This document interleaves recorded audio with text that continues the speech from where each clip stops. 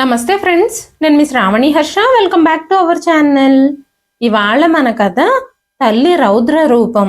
కథని చివరి వరకు వినండి. నచ్చితే కనుక ఖచ్చితంగా తప్పకుండా ఒక్క లైక్ చేయండి. ఈ కథ పైన మీ విలువైన స్పందనని కామెంట్ రూపంలో మాకు తెలియజేయండి. కొత్తవారు ఎవరైనా చూస్తున్నట్లయితే మన ఛానల్ని సబ్స్క్రైబ్ చేసుకోండి. ఇది నెలాఖరు, ఇప్పుడే పెన్షన్ రాదు, మీ అరుపుల వల్ల డబ్బులేమీ రావు కదా అని కోడలు లత అనగానే, అమ్మ లత, నేను పోయిన నెలలో పెన్షన్ డబ్బులన్నీ నీకే ఇచ్చాను, ఆ డబ్బంతా ఖర్చయిపోయిందా అంటూ శకుంతల గారు మాట్లాడుతూ, ఈ రోజు నా శరీరం అంతా నొప్పిగా ఉంది కాబట్టి నాకు మసాజ్ ఆయిల్ కావాలి అనగానే, మసాజ్ ఆయిల్ ఖరీదంతో మీకు తెలుసా? మీకోసం మసాజ్ ఆయిల్ తీసుకురావడానికి నా దగ్గర డబ్బులు లేవు. మీ మందులకి మసాజ్ ఆయిల్లకి ఎంత అవుతుందో మీకు తెలుసా? అసలు మీ దగ్గరున్న డబ్బులతో ఏం చేస్తారు? నేను చాలా తెలివైన దాన్ని, మీరు చేసేవన్నీ నాకు తెలుసు. మీరు పానీపూరీలు తిన్నారు కదా అనగానే శకుంతల గారు, లేదమ్మా, సంజు చిప్స్ ప్యాకెట్ అడిగితే నేను దాన్ని కొనిపెట్టానంతే. నా దగ్గర ఖర్చుల కోసం అంటూ ఏం డబ్బులుంటాయి? నా పెన్షన్ డబ్బులన్నీ మీకే ఇచ్చేస్తాను కదా. ఒక నెల నా ఏటీఎం కార్డ్ని నీ దగ్గర ఉంచుకుంటావు, ఇంకో నెల పెద్ద కోడల దగ్గర ఉంచుకుంటుంది అనగానే లత, అవును, మా దగ్గర ఉంచుకోకపోతే మీరు ఇష్టం వచ్చినట్టు డబ్బుల్ని ఖర్చు పెట్టేస్తున్నారు. మీ ఖర్చులను నియంత్రించాలంటే మీ చేతికి డబ్బులు ఇవ్వకుండా ఉండడమే మంచి పని. ప్రస్తుతానికి అవన్నీ వదిలేయండి, నాకు ఆలస్యం అవుతుంది, నాకు నిద్ర వస్తుంది. మీరు ఏమైనా మాట్లాడతారు. మీరు ఎప్పుడు కావాలంటే అప్పుడు లేవచ్చు, ఉదయం 10 దాకా నిద్రపోవచ్చు. కానీ నేను మాత్రం ఉదయాన్నే లేవాలి, అన్ని పనులు పూర్తి చేయాలి. నేను ఉదయాన్నే లేచి అన్ని పనులు పూర్తి చేసి వంట చేసి టిఫిన్ ప్లేట్లో పెట్టి మీకు ఇస్తే అప్పుడు మీరు హాయిగా కూర్చొని తింటారు. ఇదిగోండి మీ రాత్రి భోజనం అంటూ ఒక ప్లేట్లో ఒక చపాతీ, ఒక గిన్నెలో పల్చటి నీళ్ల పాలు పోసి శకుంతల గారి ముందుకు నెట్టింది. లత ఆ చపాతీని కాల్చేటప్పుడు కనీసం నూనె గాని నెయ్యి గాని వేసినట్టే లేదు. అది చాలా బిగుసుకుపోయింది. ఆ ఎండిపోయిన చపాతీని చూడగానే శకుంతల గారికి కన్నీళ్లొచ్చాయి. ఆకలి కూడా చచ్చిపోయింది. కొద్దిసేపటి క్రితమే కిచెన్ నుంచి బంగాళదుంప వేపుడు, బెండకాయ కూర వాసన వస్తుంది. కానీ పొదుపు పేరుతో కోడలు శకుంతల గారికి మాత్రం ఉదయం టిఫిన్లో మిగిలిపోయిన చపాతీలు, మధ్యాహ్నం భోజనంలో మిగిలిపోయిన కూరలు, అన్నం అలాంటివి మాత్రమే ఇస్తుంది. కిచెన్ నుంచి వస్తున్న బంగాళదుంప వేపుడు వాసనకి శకుంతల గారికి కన్నీళ్లొచ్చాయి. ఆవిడికి చపాతీలు, బ్రెడ్లు ఇలాంటివి తినడం కంటే చక్కగా అన్నం, కూర అలాంటివి తినడమే ఇష్టం. ఆవిడ కన్నీళ్లు తుడుచుకుంటూ ఆ చపాతీ కూడా తినకుండా అలాగే నిద్రపోయింది. ఉదయం లేచేసరికి తన మనవడు సంజు పాఠశాలకు వెళ్ళడానికి రెడీ అవుతున్నాడు. అదే సమయంలో తన కొడుకు దీపక్ కూడా వచ్చి, అమ్మా, ఇది నీ ప్లేటేనా అని అడిగాడు. అక్కడ పక్కనే ఒక ప్లేట్లో చపాతీ ఉంది. నువ్వు రాత్రి ఎందుకు భోజనం చేయలేదు? పెట్టింది తినకపోతే నీ కోడలు తిడుతుంది అని నీకు తెలుసు కదా, నువ్వు అసలు తిండి మానేయాల్సిన అవసరం ఏమొచ్చింది అనగానే శకుంతల గారు, బాబు దీపక్, నాకు అన్నం, కూరలు, మసాలాలు వేసిన కూరలు ఇష్టమని నీకు తెలుసు కదా. నా కోడలు నాకు పొద్దునెప్పుడో మిగిలిపోయిన చపాతీ తీసుకొచ్చి ఇచ్చింది. అలాంటప్పుడు ఆ చపాతీ నా గొంతు ఎలా దిగుతుంది అనగానే దీపక్, అమ్మా, నువ్వు శుభ్రంగా 3 పూట్ల హాయిగా తింటున్నావు. నీ కోడలు నేను బాగానే చూసుకుంటుంది కదా. అలాంటప్పుడు నువ్వు అబద్ధాలు ఎందుకు చెప్తున్నావు? నీ కోడలు నీకు ఎండిపోయినా మిగిలిపోయిన భోజనం పెడుతుందని ఎందుకు అంటున్నావు? పాపం, లత మీద అలాంటి ఆరోపణలు చెయ్యొద్దు. తను ఎంతో సర్దుకుని నీ మనవడు సంజు వాటా నుంచి కొన్ని పాలు కూడా ఇస్తుంది నీకు. నువ్వు ఆరోగ్యంగా ఉండాలనే తను అలా చేస్తుంది. అయినా సరే నువ్వు తననే నిందిస్తున్నావా? ఇదంతా సరికాదు. నువ్వు కొంచెం నీ నోరుని అదుపులో పెట్టుకోవాలి. కాస్త వెనక ముందు ఆలోచించి మాట్లాడు. ఇప్పుడు నువ్వు మసాలాలు ఎక్కువ ఉన్న ఆహారం తిని ఆరోగ్యం చెడగొట్టుకుంటే మళ్ళీ వచ్చే నెలలో అన్నయ్య ఇంటికి వెళ్ళినప్పుడు వదిన లతనే తిడుతుంది. ఇష్టం వచ్చినవన్నీ పెట్టి ఈవిడ ఆరోగ్యం చెడగొట్టి మా ఇంటికి పంపించారు అంటూ మమ్మల్ని ఆడిపోసుకుంటుంది. కాస్త నువ్వు నీ వయసుని దృష్టిలో పెట్టుకుని బిహేవ్ చేస్తే మంచిది అన్నాడు దీపక్. స్కూల్కి రెడీ అవుతున్న సంజు తన తండ్రి మాట్లాడుతున్న మాటలన్నీ అర్థం చేసుకుంటున్నాడు. అసలు నానమ్మని ఎందుకంత అనవసరంగా అరుస్తున్నాడు? నానమ్మకి అమ్మ సరిగ్గా పాలు ఇవ్వనే ఇవ్వదు. నేను రాత్రే పాలన్నీ తాగేసి పడుకున్నాను. నేను చూస్తూనే ఉంటాను. నానమ్మకి ఎప్పుడూ అమ్మ సరిగ్గా భోజనం పెట్టదు. కానీ నాన్నమ్మ విషయంలో నేను ఏదైనా మాట్లాడితే నాన్న నన్నే తిడతాడు అనుకుంటూ సంజు మౌనంగా ఉన్నాడు. తన తండ్రి నాన్నమ్మని తిడుతున్నా సరే మౌనంగా స్కూల్కి వెళ్ళిపోయాడు. శకుంతల గారు కొడుకు మాటలకి మనసులోనే బాధపడుతున్నారు. కోడలు ఎప్పుడూ కొడుకుకి తల్లి గురించి ఏదో ఒకటి చెబుతూనే ఉంటుంది. ప్రతి విషయంలోనూ అత్తగారిదే తప్పన్నట్టు భర్తతో చివాట్లు పెట్టిస్తుంది. శకుంతల గారు ఆ ఇంట్లో ఏది చేసినా తప్పే. మనవాణ్ణి బాగా చూసుకున్నా తప్పే, పట్టించుకోకపోయినా తప్పే. ఎప్పుడు లత అత్తగారిని నేను బాగా చూసుకున్నా కూడా ఆవిడ నన్ను నిందిస్తూనే ఉంటుంది అంటూ భర్త ముందు కన్నీళ్లు పెట్టుకుంటుంది. లత మాటలు నిజమేనని నమ్మి తన తల్లినే దూషిస్తూ ఉండేవాడు దీపక్. దీపక్ శకుంతల గారితో, అమ్మా, లత ఎంత తెలివిగా ఇంటిని మేనేజ్ చేస్తుందో నీకేం తెలుసు? ప్రతి నెల చివరి రోజులు నీకు గుర్తున్నాయా? మీకొచ్చే పెన్షన్ వారం రోజుల్లోనే అయిపోతుంది. నా జీతం కూడా ఎప్పుడూ మిగల్లేదు. నా పెళ్లికి ముందు నువ్వు ఈ ఇంటిని మేనేజ్ చేసేటప్పుడు మనం ఎన్ని కష్టాలు పడేవాళ్ళము, ప్రతి నెల ఇబ్బందులు పడేవాళ్ళము. కానీ లత ఇంటికి వచ్చినప్పటి నుంచి నీ పెన్షన్ డబ్బులన్నీ పొదుపు చేయడం ప్రారంభించింది. ఎవరైనా ఇంటిని మేనేజ్ చేయడం నా భార్య లత దగ్గర నుంచే నేర్చుకోవాల్సిందే. అమ్మా, నీ మరణానంతరం నీ శ్రార్థ కర్మలు చాలా బాగా జరగాలని నీ కోరిక కదా. నేను గంగా స్నానం చేసి నీ అస్థికలు గంగలో కలపాలని నువ్వు కోరుకుంటున్నావు కదా. 21 మంది బ్రాహ్మణులకు దానాలిచ్చి భోజనాలు పెట్టాలని కూడా నువ్వు అనుకుంటున్నావు కదా. ఇన్ని కోరికలు ఉన్నా కూడా కనీసం నువ్వు వాటి కోసం ఒక్క రూపాయి కూడా ఇప్పటి వరకు పొదుపు చెయ్యనే లేదు. ఇలా చేస్తే నీ చివరి కోరికల్ని నేను ఎలా తీర్చగలను? కానీ లత ఇప్పటి నుంచే దానికోసం డబ్బులు పొదుపు చేస్తుంది అన్నాడు దీపక్.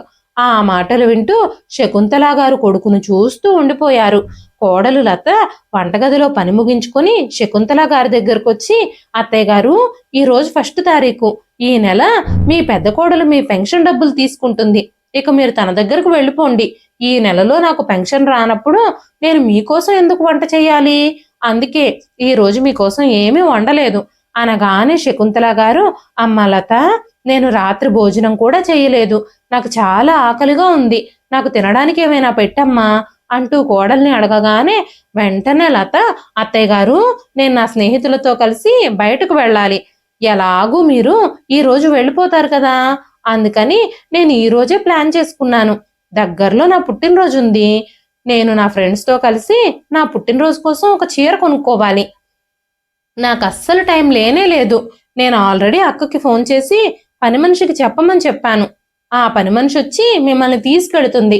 మీరిక మీ సామాన్లన్నీ సర్దేసుకోండి అనగానే శకుంతల గారు, అమ్మ లత, మీ అక్క ఆ పని మనిషిని పంపించేసరికి సాయంత్రం అయిపోతుంది.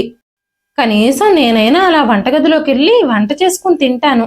నాకు చాలా ఆకలిగా ఉంది అనగానే లత, అత్తయ్య గారు, నేను ఇప్పుడే కిచెన్ అంతా శుభ్రం చేసేసాను. మీరు వంట చేస్తే నా కిచెన్ అంతా గందరగోళం చేసి పెట్టేస్తారు. అవి ఇవి అక్కడ ఇక్కడ పెట్టేస్తారు. చక్కెర మొత్తం నేల మీద పారబోసేస్తారు. మీకు 50 ఏళ్ళు దాటిపోయాయి. మీ చేతులు వణుకుతూ ఉంటాయి.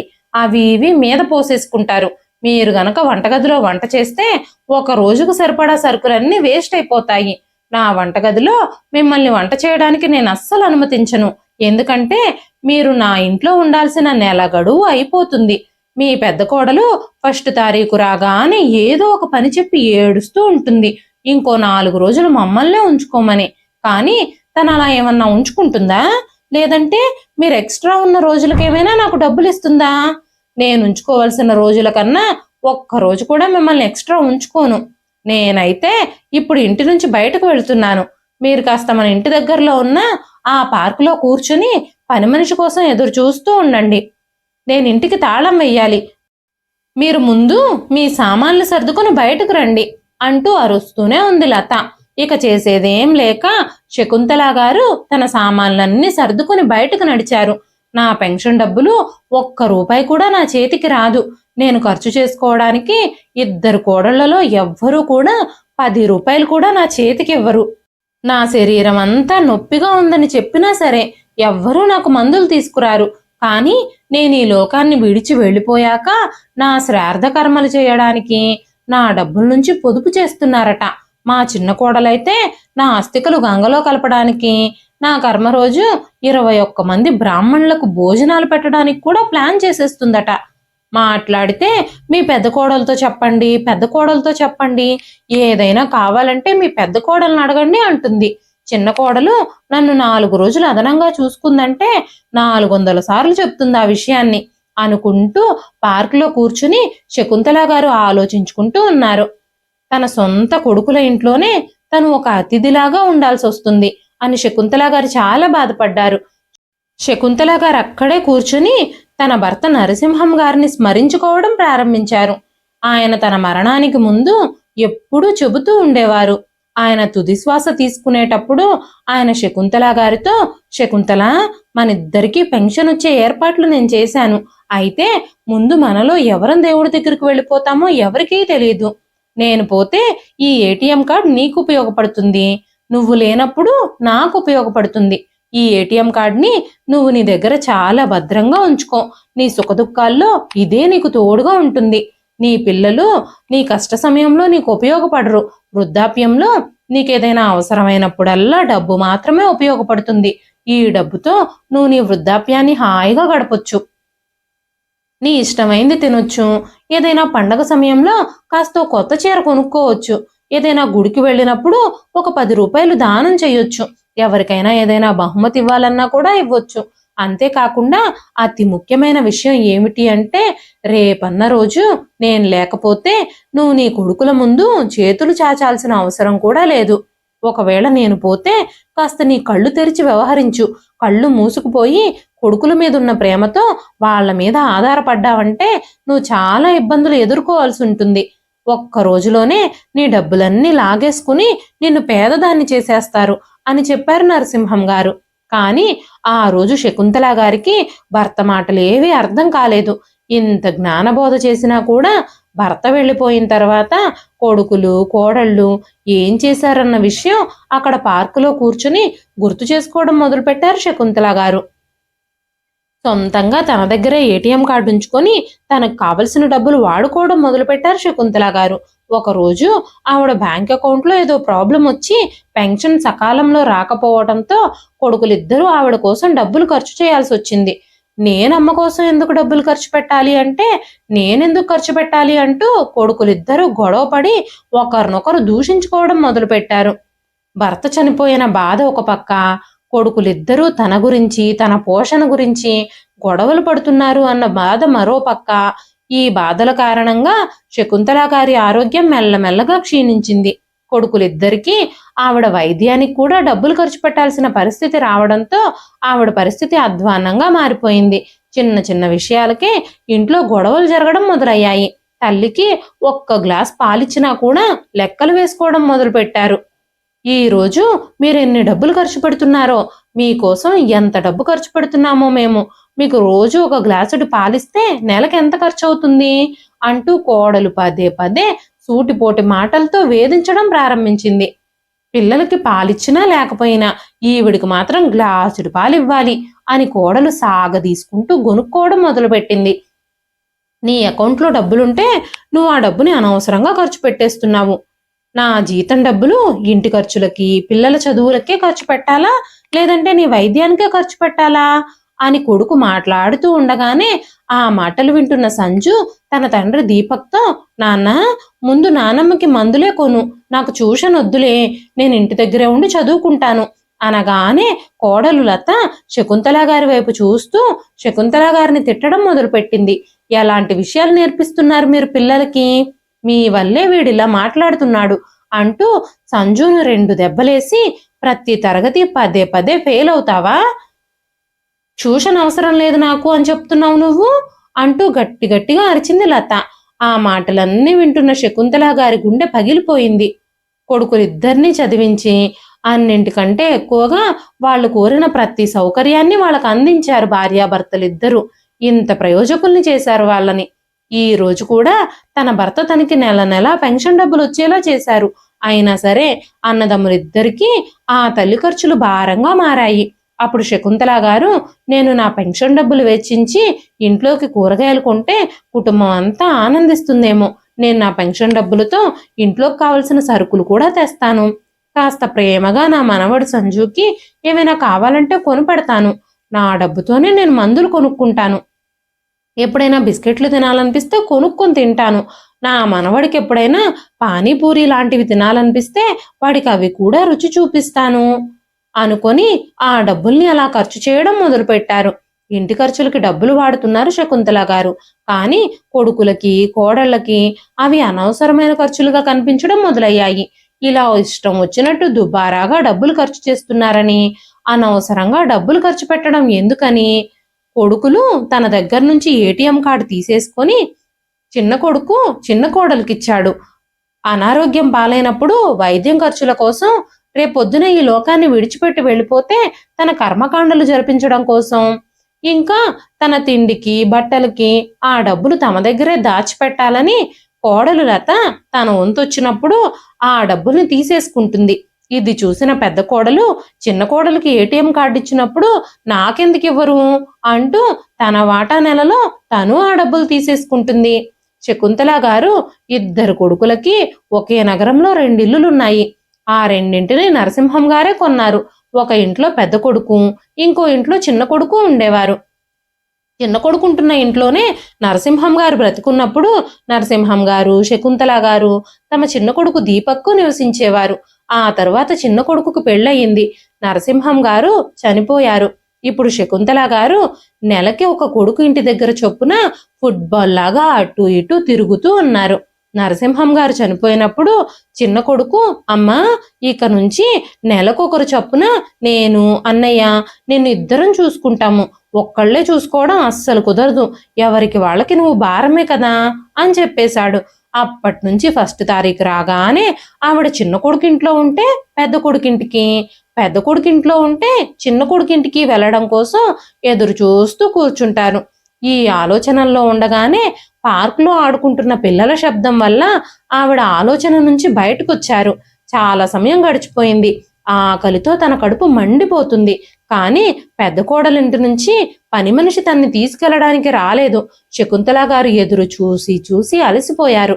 ఎంతసేపటికి ఎవ్వరూ తన కోసం రాకపోవడంతో శకుంతల గారే రిక్షా ఎక్కి తన పెద్ద కోడలింటికి చేరుకున్నారు. అప్పటికే పెద్ద కోడలు అంజలి, కొడుకు విమల్ షాపింగ్కి వెళ్లడం గురించి మాట్లాడుకుంటున్నారు.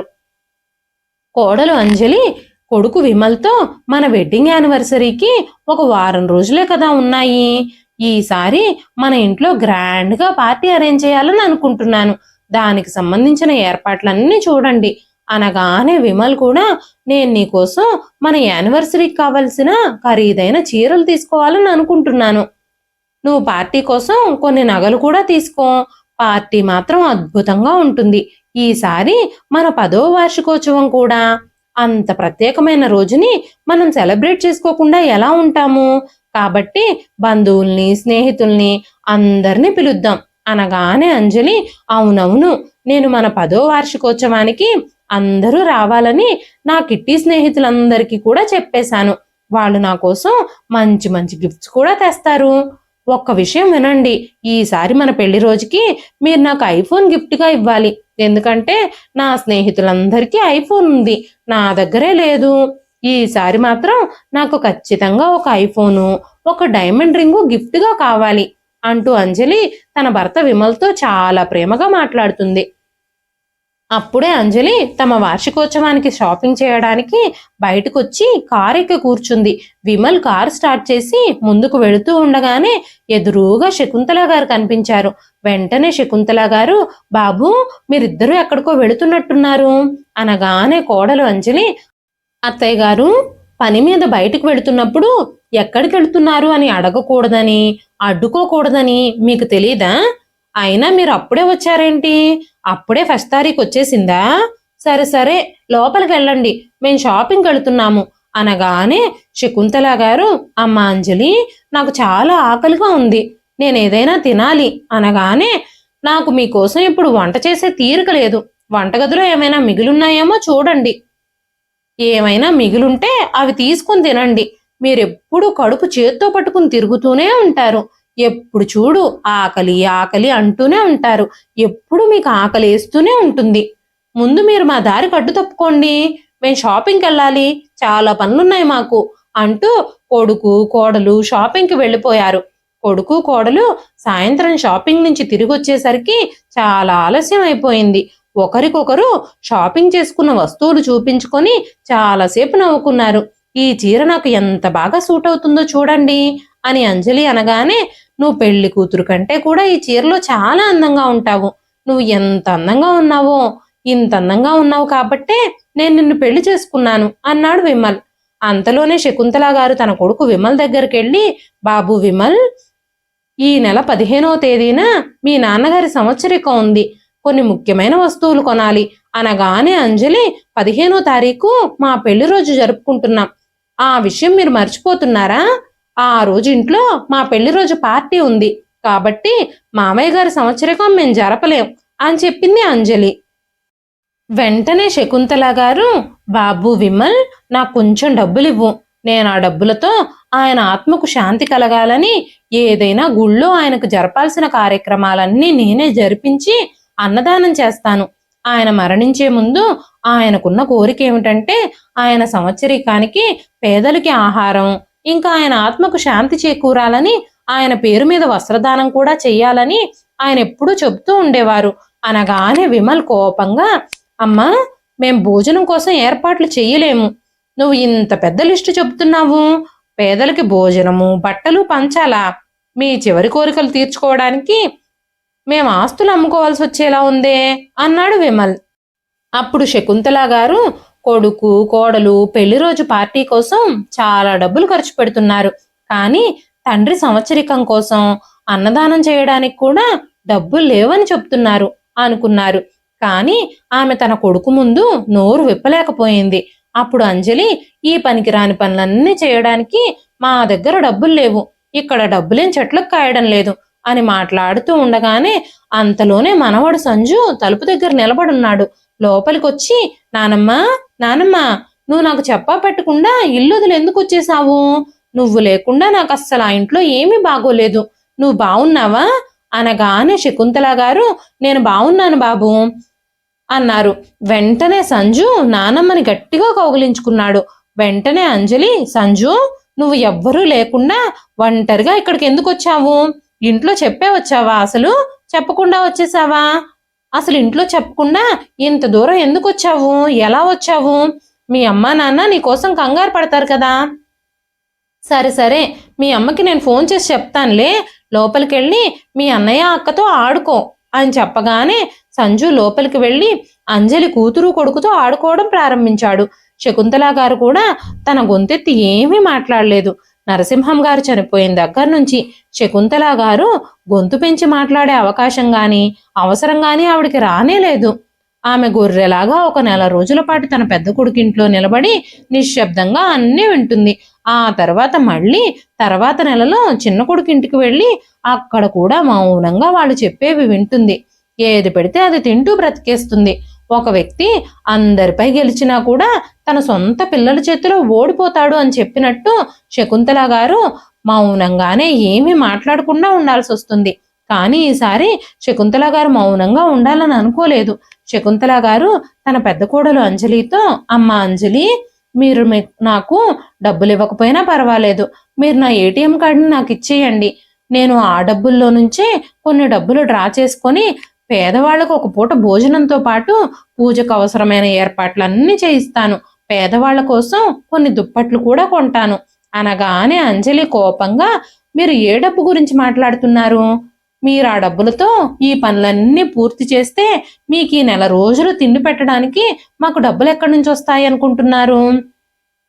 మీ డబ్బులన్నీ మీరు మీ ఇష్టానుసారం ఖర్చు పెట్టేసుకుంటే మీరు ఇక్కడ ఉన్నన్ని రోజులు మీకు ఉచితంగా భోజనం దొరుకుతుంది అని మీరు అనుకుంటున్నారా? రోజు ఒక కప్పు టీ కానీ పాలు కానీ కాఫీ కానీ తాగుతారు మీరు. నేను మీకు 2 సార్లు టీ ఇస్తాను, కానీ అక్కడ లత మాత్రం 1 కప్పు మాత్రమే ఇస్తుంది. పాలల్లో కూడా నీళ్లు ఎక్కువ కలుపుతుంది. తనకంటే నేనే మిమ్మల్ని బాగా చూసుకుంటాను. అయినా సరే మీరు నా గురించే మాట్లాడుతున్నారా? నేను మీ పెన్షన్ డబ్బులన్నీ తినేస్తున్నానని అనుకుంటున్నారా? లేదంటే నా ఏటీఎం కార్డు నాకు ఇచ్చేయమని మీరు నన్ను ఎందుకు అడుగుతున్నారు అంది అంజలి. శకుంతల గారు, అలా కాదమ్మా, నా ఉద్దేశం అది కాదు అన్నారు. అంజలి ఆ మాటలేవీ వినిపించుకోలేదు. తర్వాత అంజలి తన స్నేహితులని అతిథులని ఫంక్షన్ కోసం పిలవడంలో మునిగిపోయింది. వివాహ వార్షికోత్సవం కోసం ఏర్పాట్లు చేయడం ప్రారంభించింది. ఇది మా 10వ వివాహ వార్షికోత్సవం అంటూ అందరూ నవ్వుతూ పెద్ద పెద్దగా పార్టీ చేసుకుంటున్నారు.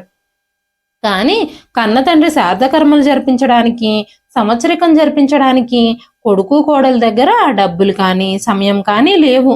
శకుంతల గారి చేతిలో నుంచి పెన్షన్ డబ్బులు కూడా లాగేసుకున్నారు కొడుకులిద్దరూ. 15 రోజుల తర్వాత వివాహ వార్షికోత్సవం వచ్చింది. ఆ వార్షికోత్సవం ఫంక్షన్ కి దీపక్, ఇంకా సంజు, లత అందరూ కలిసి పార్టీకి వచ్చారు. అందరూ వాళ్ళని చేరుకొని లత, దీపక్, అంజలి, విమల్కి అభినందనలు చెప్పారు. అప్పుడు అంజలి, ఈసారి మేము ఇంట్లోనే పార్టీ ఏర్పాటు చేసుకున్నాము. వచ్చే సంవత్సరంలో మా వివాహ వార్షికోత్సవం పార్టీని పెద్ద స్టార్ హోటల్లో సెలబ్రేట్ చేసుకోవాలని ఆలోచిస్తున్నాము. సరే లత, మీరు ముందు పార్టీని ఎంజాయ్ చేయండి అంటూ అంజలి చెయ్యి తిప్పుతూ మళ్ళీ చెబుతుంది. వెంటనే లత, అక్క, నువ్వు నీ డైమండ్ రింగ్ ని చూపించాలనుకుంటున్నట్టున్నావు. వావ్, రింగ్ చాలా బాగుంది అనగానే అంజలి, మీ బావగారు నాకు పెళ్లి రోజు సందర్భంగా ఈ గిఫ్ట్ ఇచ్చారు, చాలా అందంగా ఉంది కదూ అంటూ అంజలి తనకి తన భర్త గిఫ్ట్ గా ఇచ్చిన ఐఫోన్ ను కూడా చూపిస్తుంది.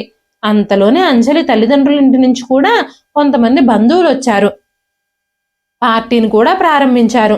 అప్పుడు అంజలి తల్లిదండ్రులు, అమ్మ అంజలి, మీ అత్తగారు కూడా ఇక్కడే ఉన్నారని విన్నాము, కానీ ఆవిడెక్కడా కనిపించడం లేదు అనగానే అంజలి, మీరిద్దరూ పార్టీని ఎంజాయ్ చేయండి, మా అత్తగారు పార్టీలకు వచ్చే రకం కాదులే, ఆవిడ ఒంటరిగా ఉండడానికే ఇష్టపడుతుంది, అందుకే ఆవిడ గదిలోనే కూర్చుని ఉంటుంది అంటూ పని వాళ్ళని పిలిచి ఇక్కడికి వచ్చిన వాళ్ళందరికీ డ్రింకులు సర్వ్ చేయండి అంటూ, అమ్మా నాన్న, నీకే డ్రింక్ కావాలి, మీకేం కావాలి అని అడగగానే, అమ్మ అంజలి, మేము నిమ్మరసం మాత్రమే తీసుకుంటాము అనగానే అంజలి, అమ్మా, ఈ ఫంక్షన్ కోసం మేము చాలా మంచి మంచి హోటల్స్ నుంచి ఫుడ్ ఆర్డర్ చేశాము, మంచి మంచి రెస్టారెంట్లలో మంచి మంచి షెఫ్లు చేసిన అనేక ఆహార పదార్థాలు ఇక్కడ ఉన్నాయి అని చెప్పగానే అంజలి తల్లిదండ్రులు ఇద్దరూ, సరే అమ్మా, నువ్వు పార్టీ చూసుకో, మేము తింటాంలే, నువ్వు మా గురించి ఆలోచించొద్దు, మేం కాస్త లోపలికెళ్ళి వదిన గారిని కూడా కలిసి వస్తాం అని చెప్పారు. అంజలి అతిథులందరినీ రిసీవ్ చేసుకోవడంలో, పార్టీని ఎంజాయ్ చేయడంలో మునిగిపోయింది. పార్టీకి వచ్చిన వాళ్ళందరూ డ్రింక్స్ తాగుతూ డాన్స్ చేస్తూ పార్టీని ఎంజాయ్ చేస్తున్నారు. అంతలోనే అక్కడికి వచ్చిన వాళ్ళందరూ, మనం కపుల్ డాన్స్ ఎందుకు చేయకూడదు, మీ ఇంట్లో ఎంతో పెద్ద మ్యూజిక్ సిస్టమ్ కూడా ఉంది, దాన్ని ఆన్ చేయండి, మనందరం డాన్స్ చేద్దాం అనగానే అంజలి తన పని మనిషితో మ్యూజిక్ సిస్టమ్ ఆన్ చేయమని చెప్పింది. మ్యూజిక్ సిస్టమ్ ఆన్ చేయగానే పంతులు గారు మంత్రాలు చదువుతున్న పెద్ద పెద్ద శబ్దం ప్రారంభమైంది. చాలా బిగ్గరగా మంత్రాలు వినిపిస్తున్నాయి. పార్టీ హాల్ మొత్తం ఆ మంత్రాలతో ప్రతిధ్వనించింది. పంతులు గారు ధూపం వేసిన పొగకి ఎక్కడైనా అగ్ని ప్రమాదం జరిగిందేమోనని స్నేహితులందరూ అంజలిని ఎగతాళి చేస్తున్నారు.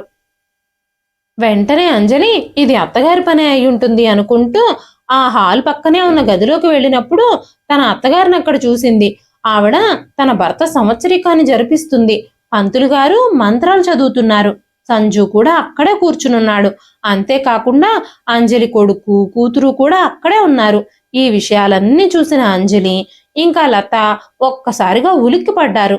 అత్తయ్య గారు, మీకెంత ధైర్యం, నేను ఈ సంవత్సరికం జరిపించకూడదని మీకు ఆల్రెడీ చెప్పాను, అయినా సరే అతిథులందరి ముందు మీరు నన్ను అవమానించారు. మీ భర్త మా వార్షికోత్సవం రోజే చనిపోయారు, అందుకని మేము మా వార్షికోత్సవం జరిపించుకోకూడదని మీరు అనుకుంటున్నారా? ఇక మీ డ్రామాలన్నీ ఆపేయండి, ఏదైనా చెడగొట్టడానికి మీరు ముందుంటారు, మా ఫంక్షన్ మొత్తం స్పాయిల్ చేయాలని చూస్తున్నారా అంటూ అంజలి పూజ సామాన్లన్నీ విసిరేయడం ప్రారంభించింది. దీంతో శకుంతల గారు భయాందోళనకు గురై కన్నీరు మున్నీరుగా విలపిస్తూ తన భర్త ఫోటోని కౌగిలించుకొని ఏడుస్తూ ఉన్నారు. పంతులు గారిని కూడా అక్కడి నుంచి బయటకు పంపించేసింది అంజలి. అంజలి, లత ఇంకా మిగిలిన వాళ్ళందరూ పార్టీ హాల్లోకి వెళ్ళిపోయారు. అప్పుడు శకుంతల గారి మనవడు సంజు తన నానమ్మని శాంతింపజేసి, నానమ్మ, నీకొక విషయం తెలుసా, ఇవాళ మా స్కూల్లో ఏం జరిగిందో? ఈ రోజు మా స్కూల్లో మోటివేషనల్ క్లాస్ ఉంది. అన్యాయం చేయడం కంటే అన్యాయాన్ని సహించడమే పెద్ద పాపమని గీతలో రాసుందని మా టీచర్ వివరించి చెప్పారు. దీని అర్థం ఏమిటి బామ్మ? నాకు సరిగ్గా అర్థం కాలేదు టీచర్ చెప్పినప్పుడు. నేను చిన్నపిల్లోడిని కదా, సరిగ్గా అర్థం చేసుకోలేకపోయాను. నువ్వు నాకు వివరించి చెప్పు నానమ్మా అనగానే శకుంతల గారు, ఎవరైనా నీ విషయంలో తప్పు చేస్తే నువ్వు దాన్ని ఎదిరించాలి, వాళ్ళని శిక్షించాలి. లేకపోతే వాళ్ళు నీ నెత్తి మీదకే ఎక్కి ఇంకా ఇంకా అన్యాయం చేస్తూనే ఉంటారు. ఇంకా ఇంకా మీపై ఆధిపత్యం చెలాయిస్తూనే ఉంటారు. అంతేకాకుండా ఏదో ఒక రోజు మనల్ని వాళ్ళ బానిసలుగా మార్చేసుకుంటారు అనగానే సంజు, నానమ్మ నువ్వు చేస్తున్నది అదే కదా, నేను నీకెప్పటి నుంచో చెబుతూనే ఉన్నాను. నువ్వెందుకు ఈ అన్యాయాలన్నీ సహించాలి? నువ్వు లేచి ఈ అన్యాయానికి వ్యతిరేకంగా ఏదైనా చెయ్యి. నీ 2 కొడుకులు నీ నుంచే వచ్చారు, వాళ్ళ నుంచి నువ్వేమీ రాలేదు అంటూ తన నానమ్మకి ఒక పెద్ద పాఠాన్ని వివరించి చెప్పాడు. శకుంతల గారికి మనవడి మాటలతో చాలా ధైర్యం వచ్చింది.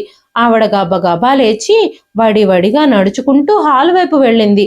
అందరి ముందు అంజలి దగ్గరికి వెళ్ళి, నీకెంత ధైర్యం నా భర్త సంవత్సరికం ఆపేయడానికి అంటూ లాగిపెట్టి అంజలిని చెంపదెబ్బ కొట్టింది. ఈ రోజు నువ్వు నీ ఇంట్లో పార్టీ చేసుకుంటున్నావు కదా, నా భర్త చనిపోయిన రోజని, ఆయన సంవత్సరికం అని నీకు తెలుసు కదా. చనిపోయిన వ్యక్తికి శ్రాద్ధ కర్మలు జరిపించడం ముఖ్యమా, లేదంటే మీ పార్టీలు ముఖ్యమా అనగానే అంజలి, అత్తయ్య గారు మీరు నా మీదే చెయ్యెత్తుతారా, మీకెంత ధైర్యం అనగానే శకుంతల గారు, అవును నాకు ధైర్యమే, మీరిద్దరూ నా ధైర్యాన్ని బయటకు తీసుకొచ్చారు, నేనేంటో నాకు చూపించారు. 2 కోడళ్ళు నా పెన్షన్ డబ్బులకు సంబంధించిన ఏటీఎంని లాగేసుకున్నారు. కానీ నాకిప్పుడు బుద్ధొచ్చింది. కనీసం మీరు నాకు ఆ కార్డును కూడా తిరిగి ఇవ్వలేదు. నా భర్త సంవత్సరికం కోసం ఖర్చు పెట్టడానికి కూడా అల్లాడిపోయారు. అయితే మీరు మాత్రం అందరినీ పిలిచి గ్రాండ్గా పార్టీలు చేసుకుంటున్నారు. డైమండ్ రింగ్ కొనుక్కున్నారు, ఐఫోన్ కూడా కొనుక్కున్నారు. సంవత్సరం నుంచి వస్తున్న నా పెన్షన్ డబ్బులతోనే మీరు ఇవన్నీ చేస్తున్నారని నాకు తెలుసు. మీరు నా డబ్బులన్నీ విలాసాల కోసమే ఖర్చు పెడుతున్నారు. అవన్నీ నా డబ్బులే కదా. ఈ విషయం నాకు బాగా తెలుసు. ఈ రోజే నేను వాటిని మీ నుంచి లాక్కొని పేదవాళ్ళకి దానం చేస్తాను అన్నారు శకుంతల గారు. ఈ రోజు అంజలి, లత ఇంకా కొడుకులిద్దరూ తమ తల్లి రౌద్ర రూపాన్ని చూస్తారని కలలో కూడా అనుకోలేదు. ఆమె భయంకరమైన రూపాన్ని చూసి అందరూ భయపడిపోయారు. ఈ రోజు నేను ఇలా మారడానికి నాకు ధైర్యం చెప్పింది ఎవరో తెలుసా? నా మనవడు సంజు. చిన్న పిల్లాడైనా వాడికి ఎన్ని తెలివితేటలున్నాయో. మీరింత పెద్దవాళ్ళు అయినప్పటికీ మీరందరూ నన్ను తప్పు పడుతున్నారు అనగానే సంజు ముందుకొచ్చి, పెద్దమ్మ, పెదనాన్న, అమ్మ, నాన్న, తాతగారు నానమ్మ కోసం పెన్షన్ డబ్బులు కూడా ఏర్పాటు చేశారు. ఆయన తన కోసం ఇల్లు కూడా కట్టించిచ్చారు. ఆమెను అడ్డుకునే హక్కు మీకే ఉంది. మీరు తాతయ్య సంవత్సరికం రోజున మీ వార్షికోత్సవం జరుపుకుంటున్నారు. మీ కొడుకులు కూడా మీ విషయంలో ఇలాంటి పనే చేస్తే మీకెలా అనిపిస్తుంది అనగానే అంజలి కొడుకు కూతురు కూడా ముందుకొచ్చి, అమ్మా, తాతగారు చనిపోయిన రోజున నువ్వు ఇంట్లో ఇలాంటి పార్టీ ఎందుకు పెట్టాలి అంటూ మాట్లాడుతూ ఉన్నప్పుడు అతిథులందరూ నిలబడి షో చూస్తూ ఉన్నారు. అంతలోనే అంజలి తల్లి ముందుకొచ్చి అంజలి చెంప మీద లాగిపెట్టి కొట్టింది. నువ్వు నా కూతురు అని చెప్పుకోవడానికి నాకు సిగ్గుగా ఉంది. మీ మామగారు మీకోసం ఎన్నో ఆస్తులు కూడబెట్టారు.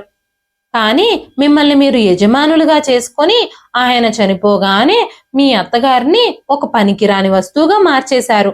మీ మామగారికి కనీసం సంవత్సరికం కూడా చేయకుండా మీ జల్సాలు మీరు చేసుకుంటున్నారు. కనీసం వదినను పట్టించుకోవడం లేదు. మీరు అనుభవిస్తున్న ఆస్తిపాస్తులు మీ పూర్వీకుల ఆశీర్వాదం వల్ల వచ్చినవే. మీ మామయ్య గారు మీకోసం కూడబెట్టినవే. ఆయన ఆశీస్సులతోనే మీరిప్పుడు ముందుకు కొనసాగుతున్నారు అంటూ అంజలి తల్లి శకుంతల గారి చేతులు పట్టుకొని, వదిన గారు, నా కూతురు ప్రవర్తనకి నేను మిమ్మల్ని క్షమాపణ కోరుకుంటున్నాను. నా కూతురు ఇలాగే ఉంటే నేను తనతో సంబంధాలన్నీ తెంచేసుకుంటాను అనగానే అంజలి, అమ్మా, నాతో సంబంధాలను తెంచుకోవద్దు. ఇక మీదట నేను ఇలా చెయ్యను. మా అత్తగారిని బాగా చూసుకుంటాను. నేను ఆవిడికి సేవ చేస్తాను అంటూ ఏడుస్తుంది. అప్పుడే శకుంతల గారు తన కోడల చేతిలో నుంచి తన మొబైల్ లాక్కొని పంతులు గారికి ఫోన్ చేసి, పంతులు గారు, మీరు తిరిగి రండి. ఈ రోజు ఇక్కడ నా భర్త సంవత్సరీకమే జరుగుతుంది, ఇక్కడ వార్షికోత్సవం జరగడం లేదు అని చెప్పినప్పుడు పంతులు గారు తిరిగి వచ్చారు. పంతులు గారితో పాటు 11 మంది బ్రాహ్మణులు కూడా వచ్చారు.